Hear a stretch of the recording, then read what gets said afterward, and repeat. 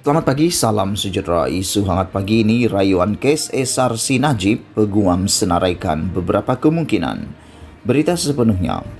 Pada hari Rabu 1 Disember lalu, Najib Razak telah dilaporkan oleh media bahawa dia telah failkan satu permohonan untuk kebenaran menampilkan dan menerima keterangan baru bagi tujuan diambil kira dalam rayuannya berhubung sabitan dan hukuman semua 7 pertuduhan jenayah SRC yang telah ditetapkan untuk keputusan di Mahkamah Rayuan pada 8 Disember ini.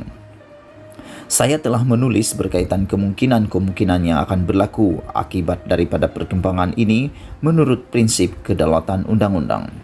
Pada hari ini, Malaysia kini dengan tajuk kes SRC permohonan Najib ke muka bukti baru didengar 7 Disember melaporkan. Permohonan Najib Razak untuk membenarkan bukti baru dikemukakan dalam rayuannya terhadap sabitan dan hukuman penjara 12 tahun dan denda RM210 juta kerana menyalahgunakan dana SRC Internasional Senin Berhad akan didengar sehari sebelum Mahkamah Rayuan menyampaikan keputusannya.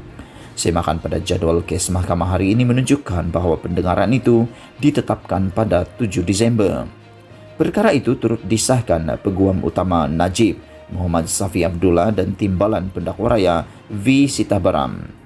Akibat daripada pengesahan bahawa permohonan itu telah ditetapkan untuk didengar pada 7 Disember, yakni satu hari sebelum tarikh keputusan berkenaan sabitan dan hukuman semua 7 pertuduhan jenayah SRC itu, maka ianya boleh dinyatakan bahawa kemungkinan yang boleh berlaku dari segi kedaulatan undang-undang adalah: pertama, jika mana-mana pihak memohon masa untuk failkan afidavit yang perlu untuk menampilkan fakta lanjutan berkaitan permohonan itu dan dapat meyakinkan Mahkamah Rayuan bahawa permohonan itu perlu ditangguhkan pendengarannya untuk tujuan itu, maka bicara permohonan itu masih boleh lagi ditangguh, dan oleh yang demikian tarikh keputusan rayuan juga akan secara susulan ditangguh sehingga selepas pendengaran permohonan itu.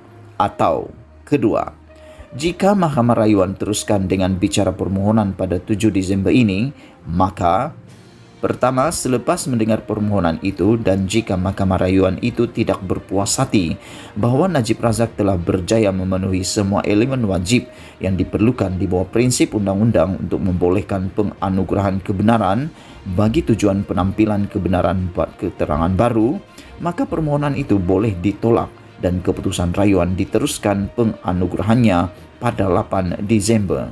Atau kedua, selepas mendengar permohonan itu dan jika Mahkamah Rayuan berpuas hati bahawa Najib Razak telah berjaya memenuhi kesemua elemen wajib yang diperlukan di bawah prinsip undang-undang untuk membolehkan penganugerahan kebenaran bagi tujuan penampilan keterangan baru, maka permohonan itu boleh dibenarkan dengan arahan lanjut berkaitan penerimaan dan pengambilan mana-mana keterangan baru oleh Mahkamah Rayuan yang berkemungkinan akan memerlukan penetapan tarikh pendengaran keterangan baru sebelum keputusan rayuan diberikan, dan oleh itu keputusan rayuan juga akan secara susulan ditangguh sehingga selepas proses penerimaan dan pengambilan keterangan baru itu.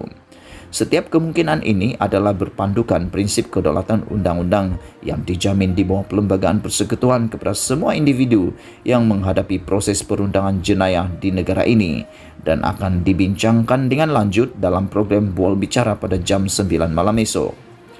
Seyogia, rakyat Malaysia adalah disarankan memahami dan sabar menanti proses keadilan jenayah pada 7 Disember tanpa dengan tergesa-gesa menampilkan mana-mana persepsi negatif terhadap mana-mana pihak.